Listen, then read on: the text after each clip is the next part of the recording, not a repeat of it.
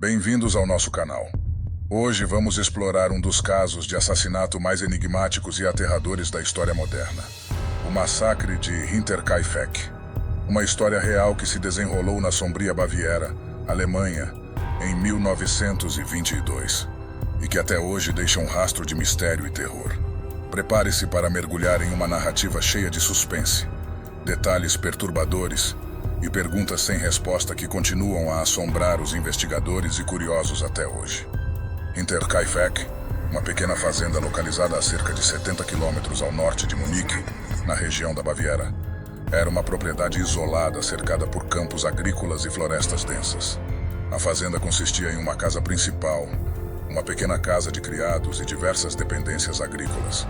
Em 1922, Hinterkaifeck era habitada pela família Gruber e sua criada, Maria Baumgartner. A propriedade estava situada em uma área rural, onde a vida era dura e a comunicação com o mundo exterior era limitada. A estrada que levava à fazenda era mal conservada, tornando o acesso difícil, especialmente durante os meses de inverno. Este isolamento, que muitos poderiam considerar uma bênção, seria tragicamente um fator crucial nos eventos que estavam prestes a se desenrolar. A família Gruber era composta por 6 membros.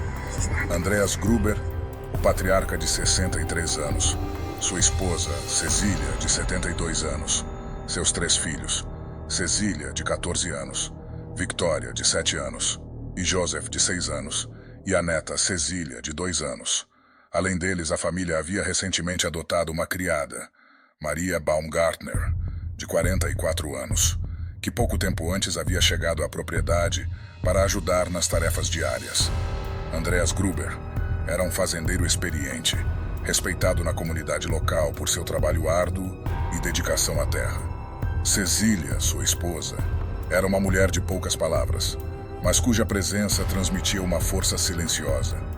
Os filhos, embora jovens, eram parte integrante das atividades diárias da fazenda, aprendendo desde cedo os segredos da agricultura e da criação de animais. Maria Baumgartner, a criada, era uma mulher reservada, mas eficiente. Sua chegada à fazenda trouxe um sopro de ar fresco, e sua presença parecia aliviar a rotina pesada que a família enfrentava diariamente.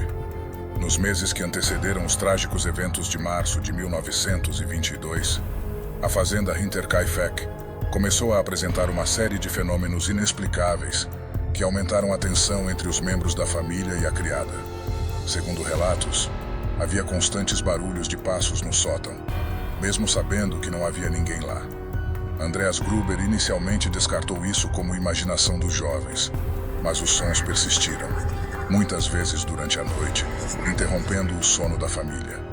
Ferramentas agrícolas e equipamentos de uso diário desapareciam misteriosamente, apenas para reaparecer no dia seguinte espalhados pelo quintal.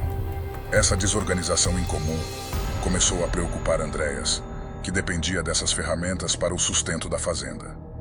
Várias vezes, luzes estranhas eram vistas através das janelas da casa principal à noite.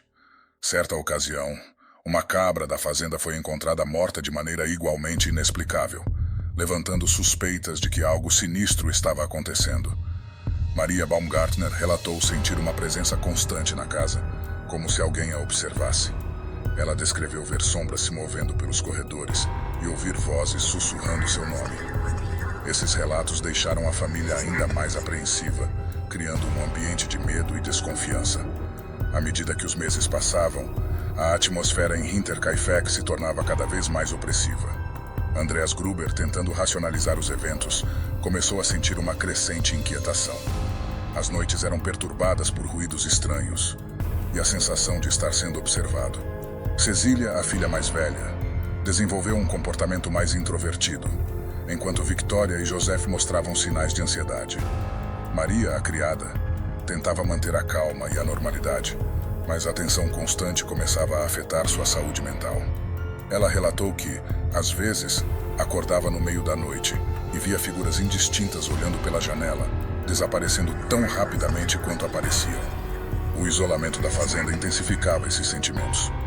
Sem comunicação frequente com o mundo exterior, a família e a criada se sentiam presos em um pesadelo sem fim, sem saber a origem dos fenômenos que os assombravam.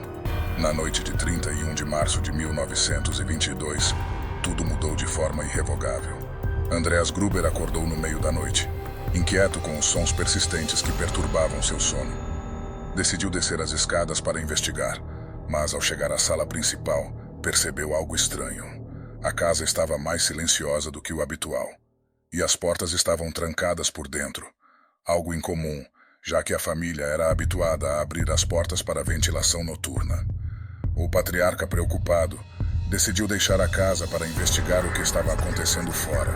Vestiu seu casaco pesado e saiu para a neve, deixando a família e a criada em um silêncio inquietante. No entanto, Andreas nunca mais retornou. Na manhã seguinte, o silêncio total na fazenda levantou suspeitas entre os vizinhos.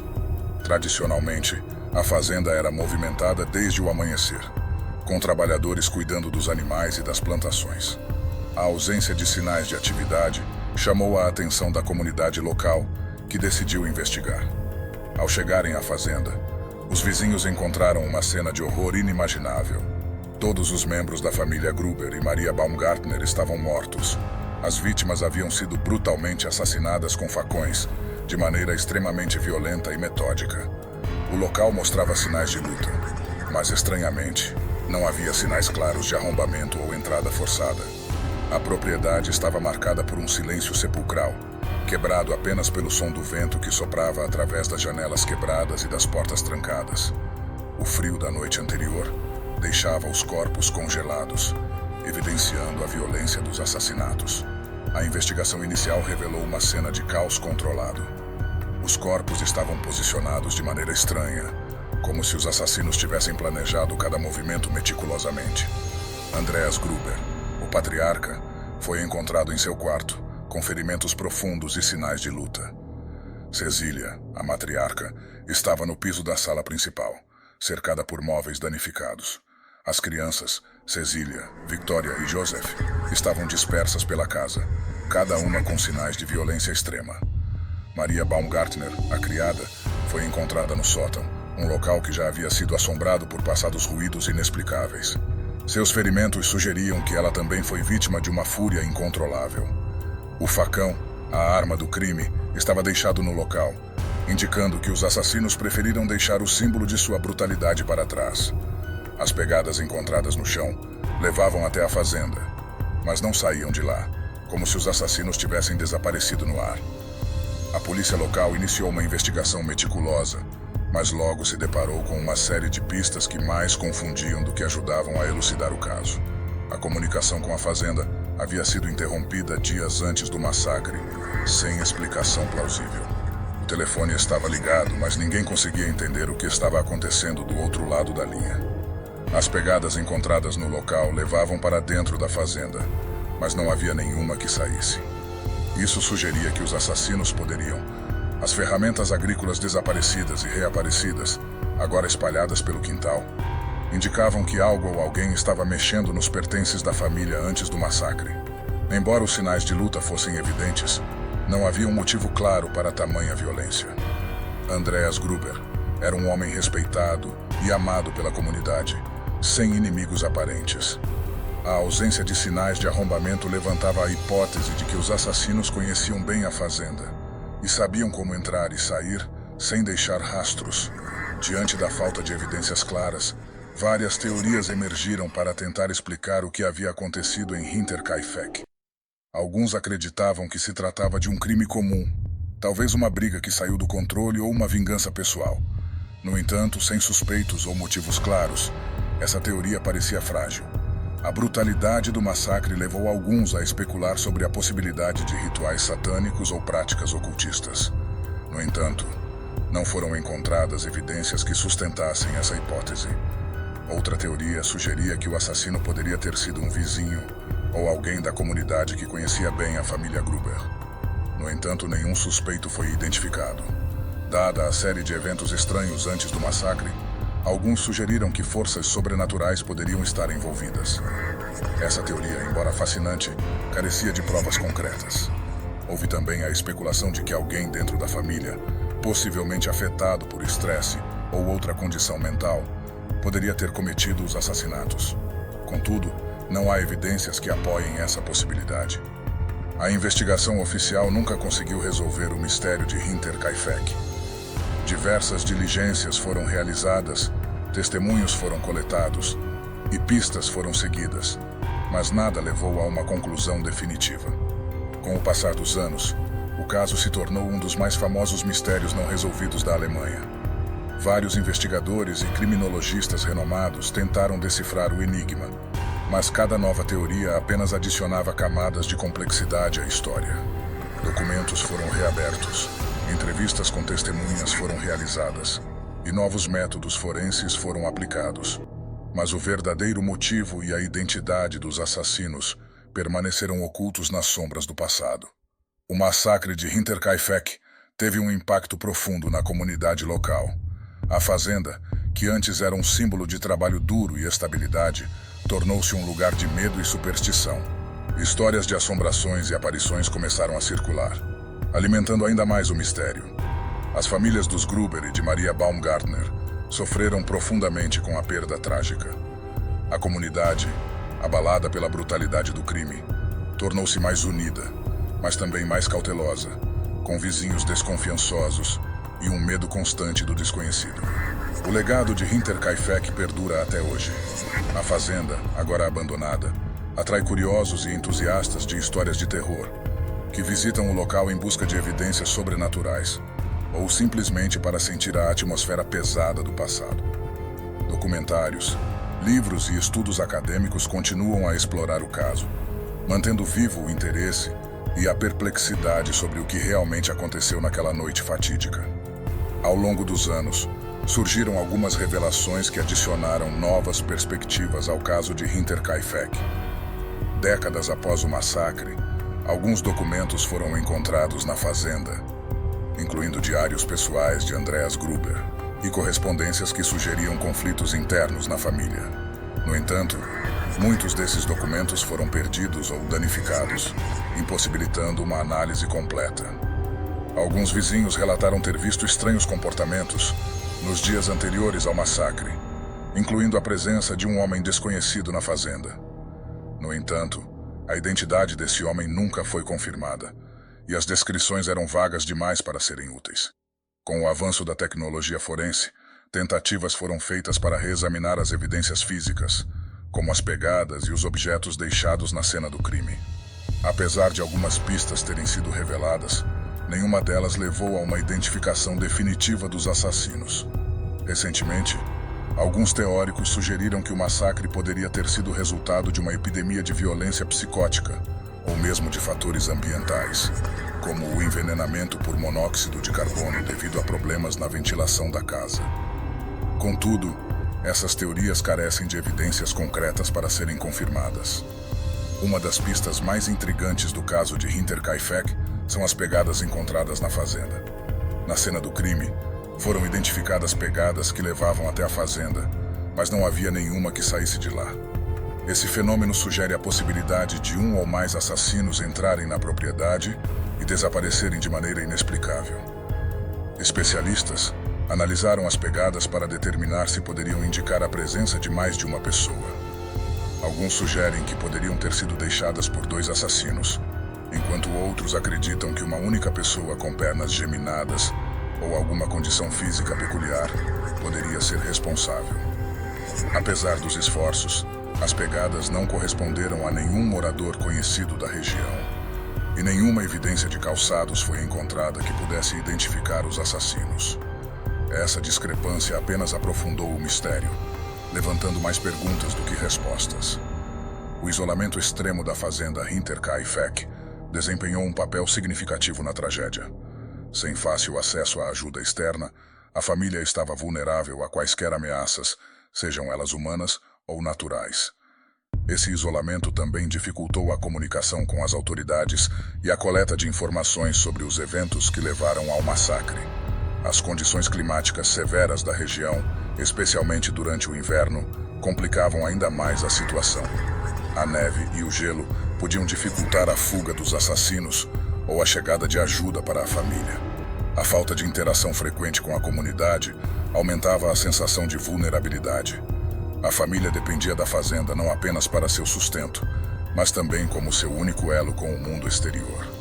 O massacre de Hinterkaifeck também suscita reflexões sobre a psicologia humana e os fatores que podem levar a atos de violência extrema. A vida na fazenda era extremamente estressante, com longas horas de trabalho e responsabilidade constante pela manutenção da propriedade. Esse estresse acumulado poderia ter contribuído para conflitos internos ou para a deterioração da saúde mental de algum membro da família. O confinamento prolongado em um ambiente isolado pode ter efeitos negativos na saúde mental, levando a sentimentos de paranoia, ansiedade e, em casos extremos, a comportamentos violentos. Embora a família Gruber parecesse unida externamente, não há registros detalhados sobre as dinâmicas internas. Possíveis conflitos, segredos ou tensões não reveladas poderiam ter desempenhado um papel no desfecho trágico. O fascínio com o sobrenatural sempre esteve presente em histórias de assassinatos não resolvidos, e o caso de Hinterkaifeck não é exceção. A série de eventos estranhos que antecederam o massacre, como os passos no sótão, as luzes noturnas inexplicáveis e a sensação de uma presença invisível, alimentaram especulações sobre forças além da compreensão humana. Alguns visitantes posteriores à tragédia relataram ver aparições de membros da família Gruber e de Maria Baumgartner, especialmente nas noites de lua cheia. Esses relatos contribuíram para a reputação da fazenda como um local assombrado. A comunidade local desenvolveu diversas lendas sobre o que aconteceu em Hinterkaifeck, muitas das quais incorporam elementos sobrenaturais. Histórias de fantasmas, espíritos vingativos e maldições são comuns entre os habitantes da região. A Alemanha, rica em folclore e mitologia, muitas vezes interpreta eventos inexplicáveis através de lentes sobrenaturais. No caso de Hinterkaifeck, essas interpretações adicionaram uma camada adicional de mistério e medo à história já aterrorizante. O caso de Hinterkaifeck inspirou diversas obras na cultura popular, desde livros e documentários até filmes e séries de televisão.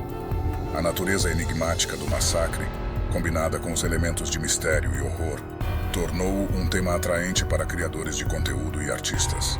Vários documentários foram produzidos, explorando os detalhes do caso e apresentando entrevistas com historiadores, investigadores e entusiastas. Alguns filmes fictícios também se inspiraram na história de Hinterkaifeck, dramatizando os eventos e adicionando elementos de ficção para aumentar o suspense. Autores de gêneros de mistério e horror frequentemente citam o massacre de Hinterkaifeck como uma inspiração para suas obras, utilizando os elementos reais do caso para criar narrativas fictícias que capturam a essência do mistério e do terror. Programas de televisão dedicados a crimes não resolvidos frequentemente destacam o caso de Hinterkaifeck, oferecendo análises detalhadas e reconstituições dramáticas dos eventos, mantendo a história viva na mente do público moderno. Com o avanço da tecnologia, novas ferramentas foram aplicadas para tentar resolver o mistério de Hinterkaifeck, décadas após o massacre. Técnicas modernas de análise forense, como a análise de DNA e a investigação de padrões de pegadas, foram tentadas com os restos mortais e evidências físicas deixadas na fazenda. No entanto, a deterioração das evidências ao longo do tempo e a falta de material viável dificultaram esses esforços. Utilizando modelagem 3D e simulações digitais, investigadores e entusiastas tentaram reconstituir a cena do crime para entender melhor a dinâmica dos eventos. Essas reconstituições ajudaram a visualizar possíveis cenários, mas sem levar a conclusões definitivas. A disseminação de informações sobre o caso através da internet e das redes sociais revitalizou o interesse público, permitindo que novas teorias fossem discutidas e que uma comunidade global de interessados contribuísse com ideias e pesquisas. O massacre de Hinterkaifeck é frequentemente comparado a outros casos de assassinatos não resolvidos, tanto em termos de brutalidade quanto de mistério. Em 1912, a família Felt foi brutalmente assassinada em sua casa em Villisca, Iowa. Assim como Hinterkaifeck, o caso permanece sem solução, com teorias variando desde assassinos desconhecidos até atividades sobrenaturais. Na Londres vitoriana, os assassinatos de Jack, o Estripador, continuam a intrigar e a assustar. A falta de identificação do assassino e a brutalidade dos crimes ecoam o mistério de Hinterkaifeck. Na Rússia, o assassinato de uma família em Yuzhno-Uralsk apresenta semelhanças com Hinterkaifeck, incluindo o assassinato brutal e a falta de motivos claros, mantendo o caso sem solução até hoje.